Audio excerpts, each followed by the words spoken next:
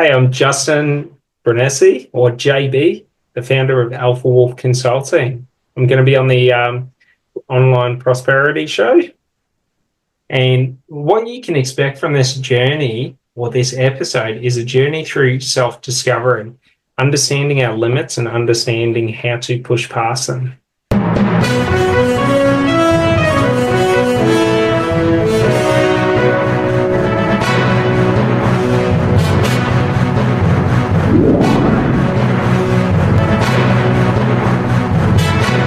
Ladies and gentlemen, welcome to yet another enlightening episode of the Online Prosperity Show. I'm your host, Prosper Taruvinga, and today we've got a guest whose journey is as inspiring as it is transformative. Now, Justin, how are you doing, my man? Yeah, I'm really good. How are you? I am doing mighty fine, and my feet are just hurting just knowing what you did. All right, I just can't wait to jump into this whole thing. So for those that are watching right now, I want you to imagine having to decide to walk 700 kilometers across the country. All right, and this is not because your car broke down, but it's just a deliberate quest for personal development. And that's precisely what our guest Justin Brienesse accomplished last month. And this wasn't just a test of endurance, it was a profound journey into the depths of self-belief and confidence. I'm just thinking to myself, that's a long journey. I can't even walk down the street to maybe just do a walk around my neighborhood or just my block, but 700 k's.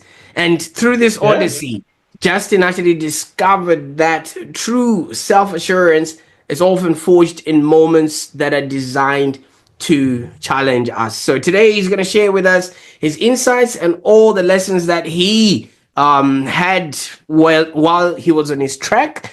And then he's also going to be offering us a roadmap, not for you to walk 700 kilometers, but for anyone that's looking to step beyond their own comfort zone and truly discover themselves. So let's up for, I think this is going to be a mental hike. So you want to put your mental hiking boots and join us as we dive into this remarkable journey.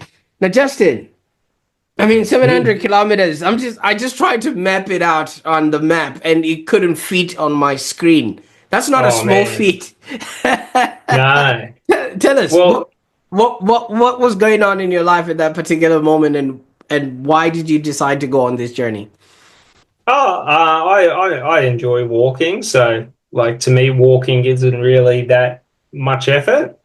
So, for example, I was moving to Toowoomba and I thought, the grey nomads, so the old caravanners, like to caravan and travel around. So I might want to do it walking because I'd spent the last 9 months traveling around in my car.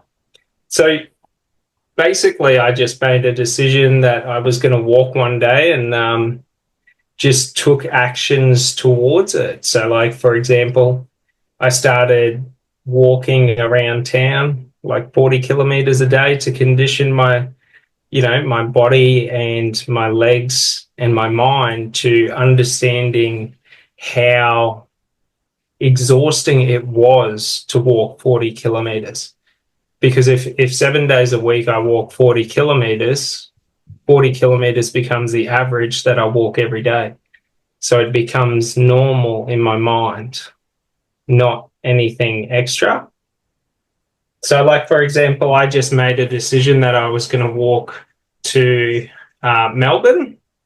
So I was going to walk all the way to Melbourne, and I got a week into it, and I was like, nah, mate, I'm finding somewhere closer. So I decided on Toowoomba. So basically, in the first attempt I had at leaving, I didn't really think ahead.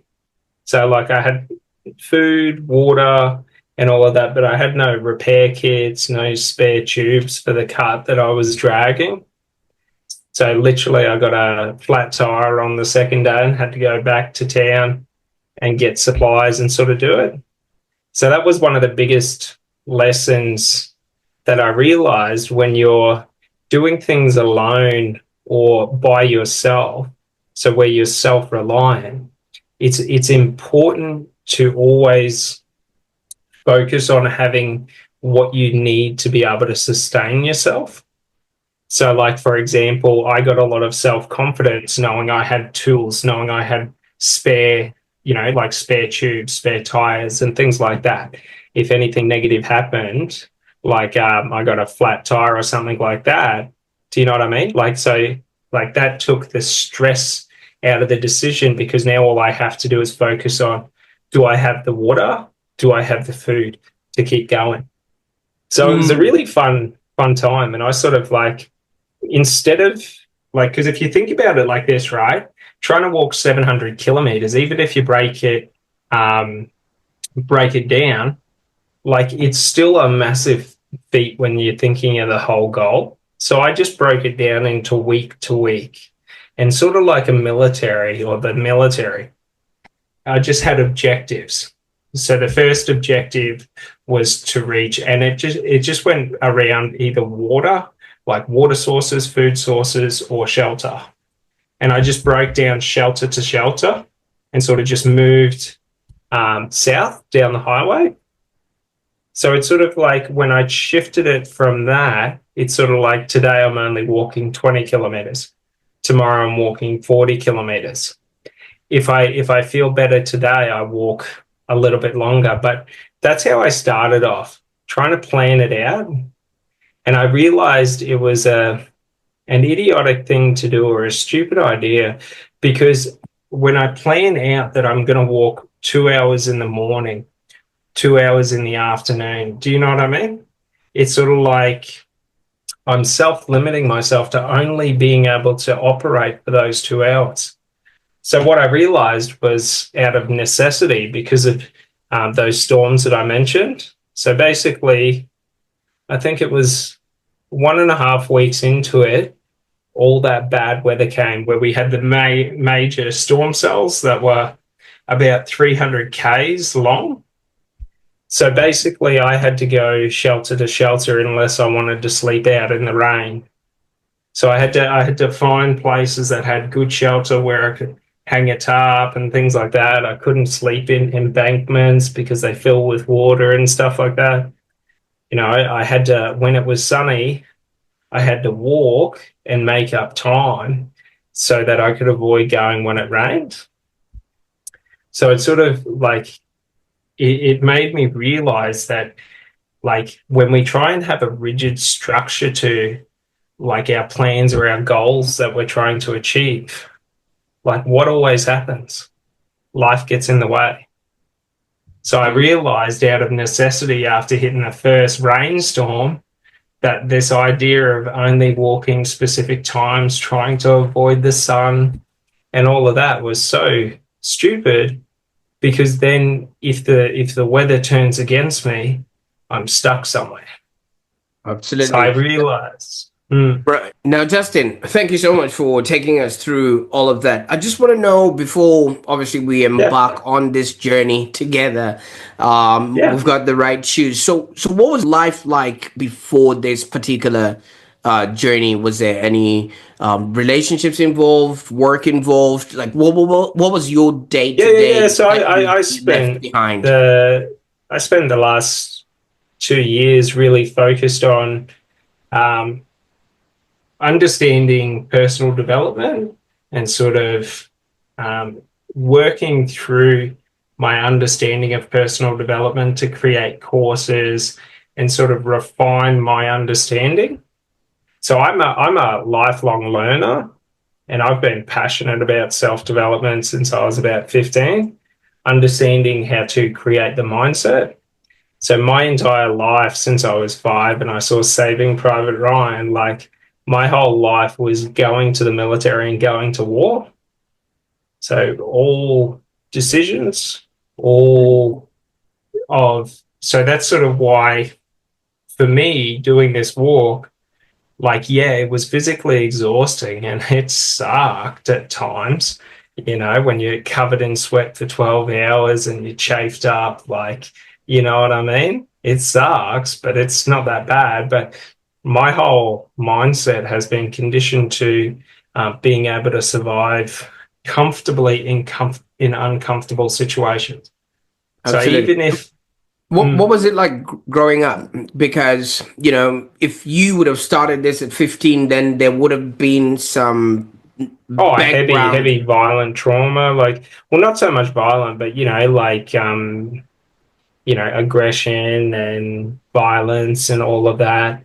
So like for example, I just always had in my mind that, like I had a lot of people try to attack me growing Okay. up. So like I only ever knew attack. So my Right. mindset was all like in the military and things like that. So Absolutely. growing And up, I was very abs- focused. So I started at 16 on personal development, understanding psychological warfare. Do you know what I mean? Like trying to understand how to. So, like, for example, say me and you are walking down the street and you come to attack me. Like, if I can predict your natural behavioral tendencies on how you're going to strike, on, different things like that, it makes it far easier for me to be able to predict your behavior. Do you know what I mean? So that's sort of like why I went into understanding psychological warfare, is because you're trying to understand your enemy to predict where his attention is going to be so you can strike where his attention is not. Yeah. abs- absolutely. Now, growing up in that sort of environment, was that the attack coming from adults or from peers of the same age group? Mostly from adults. So, like, for example, like I have ADHD. So, like, I was always an unruly kid. So, like, growing up in schooling, the teachers would, they had a short tolerance for me. So because I'm naturally inquisitive, and if I don't understand something, like I'll keep asking why until you explain it and I understand it. So a lot of people, like, they took me as being sarcastic for my natural inquisitiveness. Do you know what I mean? Because it's sort of like there's simple things that you don't think about. Like, for example, if you would like me to do something for you, if I don't know why, like it doesn't make sense for me to do it. Like Absolutely. I don't understand what you're asking me, but if I know why you want me to do something for you, it's easy to do it because I know what needs to be done. So for me growing up, that was always a thing that caused sort of a bit of conflict with, especially with teachers, because they thought I was questioning everything that they said. Do you know what Mm-hmm. I mean? But it was more like clarification. So a funny thing about that is that that's why I speak the way I do in the way that I present information, is because for me, I present all the information that I know, or I will talk on something and explain everything about it, because for me, that's the only way I understand it. Right. Do you know what I mean? Absolutely. Now, Yeah. this would have been a school environment, okay, and maybe Yeah. on in that sort of growing up space. What was the home situation like? Home situation. Ah, my parents split up when I was two, and it wasn't bad. Like, my childhood was very, very good. Like, I had the standard childhood that most people have. Like, I didn't get attention or anything like that. So I spent a lot of my time alone. Do you know what I mean? And then when I reached around the age of 18, I started to have a sort of like how people have their crisis of death. So Right. at 18, I felt a compulsion to understand death, because death was what caused me so much fear in life. So everything that causes me fear, I naturally move towards, because the more I understand what I fear, the less power what I fear has over me. Do Absolutely. you know what But I mean? that takes you way out of your comfort zone, which is what a lot of people I are. live outside my comfort zone. I love the feeling of sucking. Do you know Right. what I mean? Because it's from that feeling of like falling flat on your face. So like to put it in perspective, I don't understand like time or distance or effort. So like I just like if I have a need to understand how to do something, I will just keep repetitively doing it until like it's a compulsion to like comprehend or understand. So when I Well, was in university, I decided to take this girl I liked on a date, and I decided to choose cable wakeboarding that I've never done before to be where I'm going to impress her. So when you got the wakeboard and the cable, it jerks off at the start. So you have to understand the positioning of the weight and the weight distribution. Otherwise, you fall flat on your face. So, like for me, I didn't understand this. So the first time I fall flat on my face, well, I go back and I try again. And all I'm doing is every iteration is slightly moving my body weight until I understand. But after about the 18th attempt of me in a row, falling on my face, one of the guys told me it wasn't like the skateboarding that I had done. It was like a different form of skateboarding. So all your weight goes on the back foot. As soon as he said that, it made sense to me. And then basically it clicked on, and the next run I had it. Do you know what I mean? I absolutely love that because so many people will just, curl in You're fetal self-conscious. position. Yeah, exactly, and not want to do it. But many people talk about pushing their limits. You know what I mean? Oh, I went Yeah, hard at this, or I tried hard at this. But you've literally walked the talk. I mean, I just wanted to have an understanding yeah. of what it is that you done. Oh, Now, like you got to understand after the second day, like think about every muscle in your leg being the worst pain that it can be. Like feeling like every muscle is torn. And you know that you've got to walk 40 Ks today up and down hills in the 40-degree heat. You know what I mean? Like so, it's so you can yeah. go past that pain. Is that what you're saying? Well, Like no, the you just go past it. Like what I realized at a young age. So when I was growing, I went until I was about 12, I was very, very short. And then when I hit 13 or 14, I shot up really quickly. So every night I used to have growing pains, and these are pains where my calves were literally tearing themselves apart because they weren't big enough for the length of my bone. So it's sort of like from an early age, I've always known pain is an illusion. So it's sort of like, we think of pain as being something that's fixed and sort of like something that is like outside of our control. Do you know what I mean? But if I cut my hand off right now, I've never experienced that before. So how do I know what the pain my brain is telling me I'm feeling is true? My brain has never experienced the hand being cut off before. But we Do you we know what I mean? operate from a limbic brain that has been around for centuries, and Yeah, yeah, it yeah. might But it's just an remember. understanding that like the pain I feel is a sensory impulse. Do you know what I mean? So it's a sensory impulse, meaning that it doesn't have any determination of good, bad, hurts, doesn't hurt. It's sensations or impulses that are like telling my brain that there's damage here, but it's not telling my brain that there's pain there. Do you know what I mean? So it's the Like, stories that we then tell yeah, ourselves that yeah. That then. it's the meaning association. So if I see, so I did a lot of conditioning when I was conditioning myself for the military around the meaning of pain.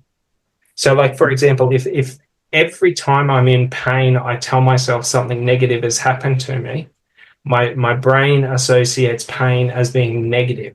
So I feel negative emotions like hurt, loss, sad, fear, and all of that. If I tell myself myself every time I'm in pain that that's the pain of growth, of expansion, do you know what I mean? I'm now associating positive meaning to it. And that pain, so like for example, when I used to do bodybuilding and weightlifting, like you got to push yourself to grow. You got to push yourself to, build the stamina and the muscles. So, I used to feel self-conscious about, being weak. So what do? You push yourself. That pain is not negative. That Mm. pain is not hurtful. Do you You know what see, I mean? you did mention and bring about a Mm, really interesting thing there, especially when it comes to mm, weight loss. Of course, you're lifting heavy things, for no apparent reason, but mm. it's for you to grow, so you will Well, withstand. so it's sort of like this. You think about it like this. Some people, they want to go and work out so that they can be healthy. But what does that mean to them? So it's all about meaning to understanding the behaviors and how we create them. So for me personally, like working out means safety, means survival. Like when you think about the military, so to speak, like when you're in combat, it's only this body that you have. Do you know what I mean? So like how far and how fast you can run can determine survival. When you're in the gym working out to be healthy or look good, like you're running, but how fast are you running? How far are you willing to run? Like it's that difference in the mentality of like how far are you willing to go in pain to reach the goal. So when I used to do training for so I never went into the military. I applied a few times. It didn't go well. And like there was always a reason why it didn't happen. So like I got tattoos. Apparently on the last attempt, the tattoos I have are too offensive to be in the military. So like I just took it as that. But it doesn't mean that we don't prepare for combat. Like in any point in time, a war can happen and I can be drafted. So, like, I always, even though I didn't go into the military, I always have in the back of my mind, if I had to go to war, am I prepared? Hmm. Do you know what I mean? So, it's a different mindset to someone who is trying to get fit, is that I'm not running because it feels good. Like I'm not running because, I'm going to What try and lose weight. I'm running because I want to know that at the worst case, like if my life is on the line, like I can run. Do you know what I mean? you had an opportunity to not do this. You had an opportunity when it was either raining or you figured. Many, many opportunities, man. But why Like didn't you give up? what? Oh, because I don't understand giving up. Like for me, when I start something, so like for example, walking across country was just an idea I had. It was something I've always wanted to do, and it's something I enjoy doing. But it's sort of like I had no expectations. I didn't really know the way. I knew Toowoomba was south, and I knew if I stayed around the A3, I should make it there. I planned out segments of it, which I called legs, which were just 100-kilometer stretches. So in a week, I'd walk about 100 to 150 kilometers. So like I didn't really plan any further than that. And the reason is because the end goal didn't really matter. Do you know what I mean? Like I got offered, people offered to pick me up and give me lifts and all of that. Like every day I got like 4 or 5 offers, but I didn't understand why. Like I wanted to experience every step from Rockhampton to Toowoomba. Do you know what I mean? So like when it's hard and when it sucks and when it's painful and when you just feel like literally when you're at that level of exhaustion where it's so exhausting to take the next step and you got K's to go. You know what I mean? It's sort I've of been on like that road, Justin. Okay, when we were mm, in Rockhampton, there's the big statue of a big bull, and it's just like yeah, cow yeah, country, and there's always a road trains, like 3 trailer trucks. So you yeah. were literally walking past those heavy Oh, people. like like a lot of people, right? The funny thing I realized is a lot of people, they bring it on themselves because they have entitlement. So, like, for example, if a road train's coming and you're on a narrow road, like, I don't really stand a chance against him, right? So I may as well step off the road if I don't want to get hit. Do you know what I mean? But the other aspect to it is anyone driving, their biggest fear is they don't want to drive down the embankment, veer off the road. So if I stand in an embankment, that's the safest place I can be because every driver is avoiding it. Do you know what I mean? So you can hear when you're walking on the highways, you can hear cars coming a K away. Do you know what I mean? It's just Through to through Doppler effect. I like a word that you use there, entitlement, Mm. where people Yeah. expect certain things to work a certain way just Yeah, so because like you they. think about a cyclist is riding down a road and look, there's no argument both ways. So whoever wants to be safe doesn't have the ability to be entitled because it has higher risk of being of negative things happening. Like if me and you were driving on the same road coming towards each other and you veer into my lane slightly, and then I act entitled, like I'm just going to keep driving in my lane because I'm in my right lane.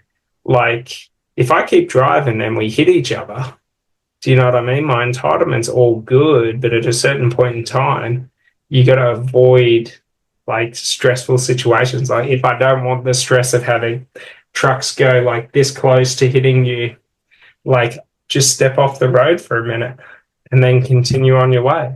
No, no, Justin, the lessons that you got will Yeah. only be gotten in that walk, on that Oh, road, yeah. by you, and things like that. What hope does anyone else who lives in this fast-paced world where instant gratification and quick fixes for personal growth are sold to people? I mean, what would you Oh, say to man. those? You only reach the destination of becoming your ideal self by walking the path of being your ideal self. So you have to walk the path before you can reach the destination. There is no shortcut. So, like, true self confidence is only found in becoming confident within yourself in what you believe to be the worst situation of your life. Do you know what I mean?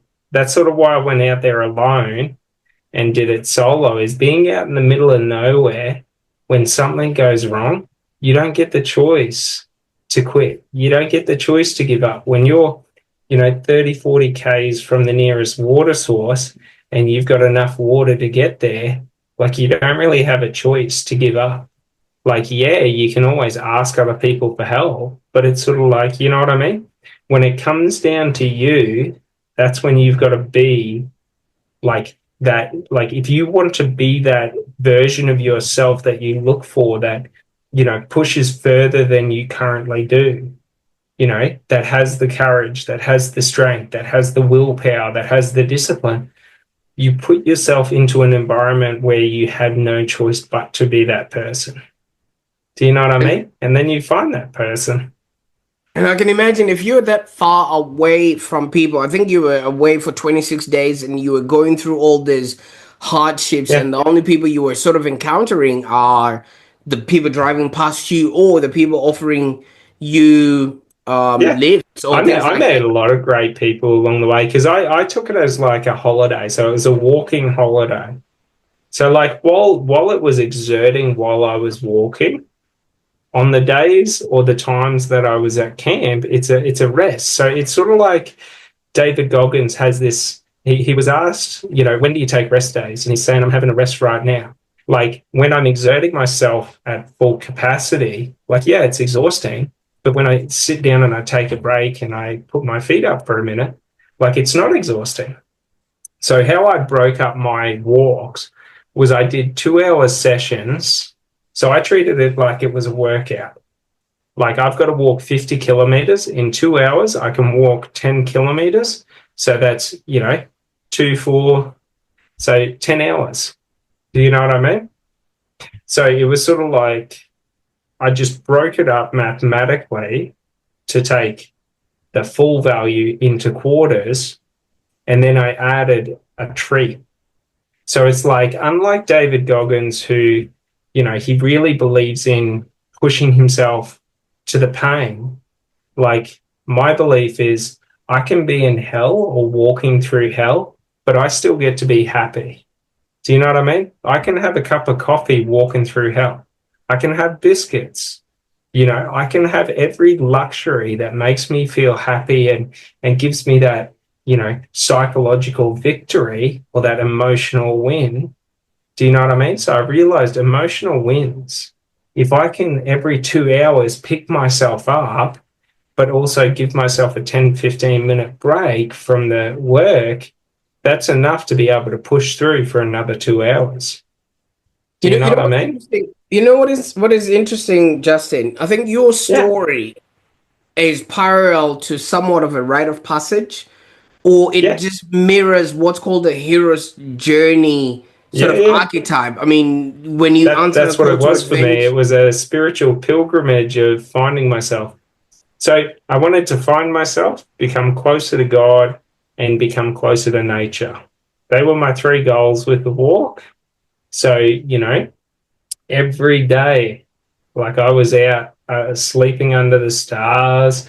I had a tarp and I'd sit on the tarp and relax in nature and sort of, have the ants all over me, have the mosquitoes all over me and sort of become at peace in that. Do you know what I mean? Like, don't get me wrong, I'm not a big fan of ants because they bite, but it's sort of in becoming okay, having an ant crawl across you and not feeling like, oh, there's something on me. Do you know what I mean? Like, because you become one with it, right? You well, it's become not about becoming one with it, but it's sort of about like controlling yourself. Because, like, for example, if we were sitting here and there's a toddler in your hair or on your face, like logically, you're like, it's a toddler, it's okay to do that. If an ant walks on your face, we freak out and we react to it. So it was in part in being able to like create that discipline within me, but also to overcome self-doubt and like I'd never done it before. It was also always something that I thought was impossible. Like I couldn't see, I always wanted to do it, but I couldn't see how I would do it. So I got to the point where I just stopped thinking mm, about how to do it and I just realized like so uh, uh, a mantra that I have is the greatest lie in life is that I am, therefore I think. The truth of life is I am, therefore I do. I don't need to think to do. I don't need to plan my journey to know how to walk south. Do you know what I mean? So, mm. like in personal development, it's all about plan, strategize in business, plan, strategize. But, like, take marketing, for example. If I want to publish content, I don't need to think and plan about what content I'm going to publish. I can just publish content. Like, why waste energy? Do you know what I mean? So, Mm. like, I don't understand, like, I had no concept or conceptualization of the walk before I'd done it. I was sort of making it up as I go. Because when you're going into the unknown or doing what you've never done before, like, you can plan as much as you want prior to doing it, but you truly have no idea. It's only But when one you're in the thing, middle of it. absolutely. Now, Justin, you would understand Mm. most people would want to prepare at least, even in the army, or in the Oh, yeah, Navy. yeah. I have 30 days food and 20 liters of water. Do you know what I mean? But I don't need to know every step of the way to walk the path. So when Mm. I think about it, when I think about every step of the way, so I'm so focused, if we take the visualization of walking the path, I can look directly at my feet and focus on each step. Am I stepping on solid ground? Am I stepping on solid ground? Or I can lift my head up and look at the path. But to go even further is to look at the environment. So, like for example, some of the courses or the routes that I planned out like turned out to be dead ends. Like there just was no road there. it was just a property or a paddock. So then that goes down and you got to alter your plans. And when you don't have reception to do maps, like sometimes you just need to, you know, like walk and trust. So, like, for example, at any moment you can look up and know where the sun is. Do you know what I mean? Like, you can get general bearings and say, if the next town I'm heading to is southwest, it's like if I walk south and then west, job done. I don't have to walk southwest. Do you know what I mean? Mm. Like sometimes you got to go around, sometimes you got to come up with a new strategy. So, an important thing to understand is that if I'm so rigid in how planning has to be, because I started off planning like that. And like I mentioned, at the first, two or three um, roads that I came across that I was trying to take to places that didn't exist, I had to figure out how to find better routes or to plan less like rigid routes where I just knew two or three different paths to the goal. Do you know what I mean? Now, Justin, did you Yeah. did you find what you were looking for? Yeah, most definitely. So the biggest thing I realized out of it, so I went on the walk initially starting thinking I just wanted to be away from society and apart from society and all of that. And the funny thing was is I realized that like for me personally, it wasn't that I was trying to get away, but it's I wasn't doing what I wanted to do. So service is what I realized. That's what gives me enjoyment. That's what makes me enjoy it. Like that's what makes me feel good about myself. Do you know what I mean? I don't really care about money. I don't really care about career success. I care about service.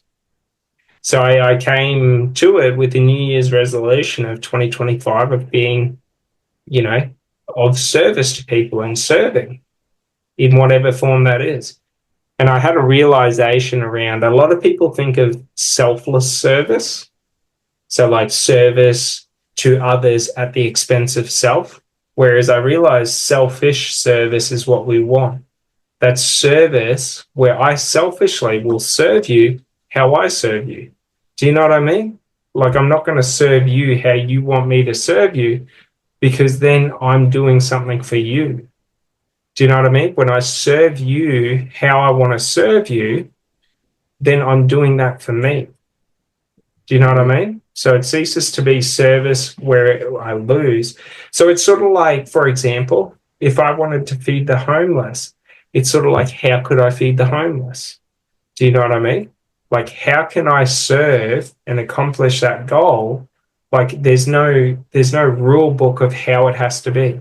In selfless service, when we're serving others at the expense of ourselves, what we're looking at is, this is where you've got like charities. Like, this is what service means. Do you know what I mean? So, like in selfless service, it's like if there's two slices of cake left and three of us, I should offer to give you two the cake. Otherwise, you know what I mean? Now, for somebody who's Yeah. listening right now, it might be, say, maybe facing their own challenges. They might not Oh be. man, it's super easy. Yeah. Like, not to say the war, but it's like if you're facing challenges in your life, like whatever it may be, it's just about doing. Like, you don't have to have a plan. You don't have to know. Like, I don't have to know how to breathe right now to breathe. If I tried to know how to breathe, I'd have to know how to move every muscle. Do you know what I mean? Like, so it's sort of like with whatever you want in life, like let's say we wanted to be slightly happier in life or happier in life. Like, I can go out there and try and solve all the problems that I think are making me unhappy, and try and fix my way to happiness. Or I could go out there and just be happy and find something to be happy for. Do you know what I mean? Right. So Right. it's sort of like that idea of Zen of I can try and build like what I want, or I can just have what I want from within me. Good Do you know what stuff. I mean? Now, Yeah. with this experience that you now have had, obviously no one can take this away Yeah, yeah, from no. you. And how has it influenced the work you're currently doing and the way you now engage with others or the clients that you serve? Oh man, it changed who I was at a core level. So it's sort of like when when you have just consecutively like experiences that are perceived to be or meant to be worst case things, like walking through the storms when I had to walk through, all these, I don't know if they were cyclones, the severe thunderstorms, like where it's pouring down rain for 3 hours. Do you know what I mean? And you're walking for 3 hours in the pouring rain in soaking clothes, soaking shoes. Do you know what I mean? Just soaking wet. And the funny thing is that a lot of people think like how much that must suck. But the truth is, at a certain point, your body temperature dries the clothes. Like, no matter what happens. So, like, I started off the walk trying to avoid the rain because I didn't want to walk in soaked clothing. God, the path, the universe made me walk in the rain. So, like, when you try to avoid what you don't want in life, like for example, me trying to avoid the rain, I spent 2 or 3 days coming out of Monte. Well, the first day, I pretty much like ran at a high speed. Well, not ran, but walked at a high speed because I was trying to beat the clouds south and I was trying to get around them. So I pushed myself and I pushed myself and I pushed myself, and I ended up exactly in the middle of the thunderstorm. Maybe if I walked slower, I might have missed it. Do you know what I mean? Maybe if I walked faster, I might have missed it. But regardless, like I hit it, even though I was trying to avoid it. So it's sort of like what I realized is instead of me trying to avoid the negative things in life, just accept them. Accept that if I see rain clouds, that storm's going to hit me. Do you know what I mean? If it doesn't hit me, it's so good. But if it hits me, I'm expecting it. Do you know what I mean? So it's sort of like we're going through life wanting and wishing our path to be flat, but it's hilly. If Mm. I'm always, oh, why isn't it flat? Why isn't it flat? Why isn't it flat? The hills are more exhausting. If I just say the hills are my life and I accept it, now my expectation is for it to be hilly. It becomes relaxing. Do you know what I Nice. mean? Now, for those that are inspired by your journey and your story, how can they Yeah. connect with you and maybe learn a little bit more about your methods and your services? Yeah, through so I have Alpha Wolf Consulting. So you can find me on social media under Justin Brienesse or JB at Alpha Wolf TV. And basically I have YouTube, and that's at JB Alpha Wolf TV. And what I do is I do a lot of content and courses.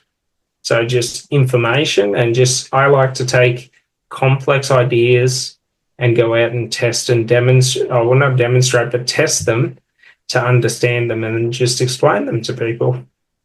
Absolutely. I'll make sure that all those links are in the show notes so that people can actually have a look at what you're working Yeah, on and yeah, I things. got a I got a really cool program running at the moment where every day at 10 a.m. Eastern Standard Time, you can find me on Zoom and join in and have a chat.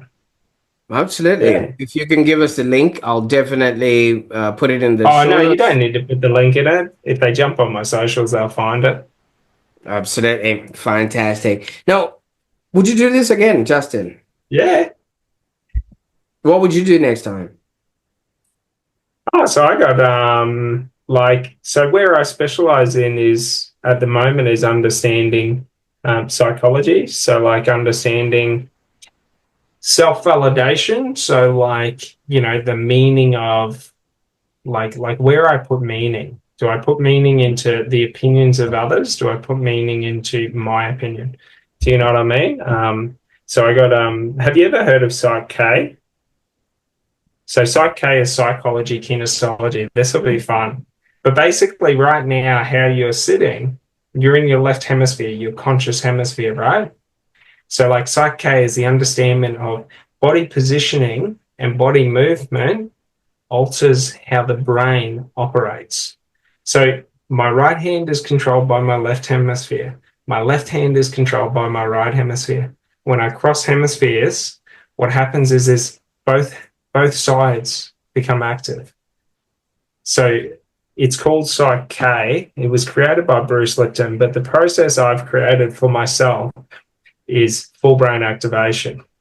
And basically what happens is when I have my conscious and my unconscious minds activated simultaneously, now I have access to logic, reason, structuring, and all of that in my subconscious. Like I can use it in my subconscious mind.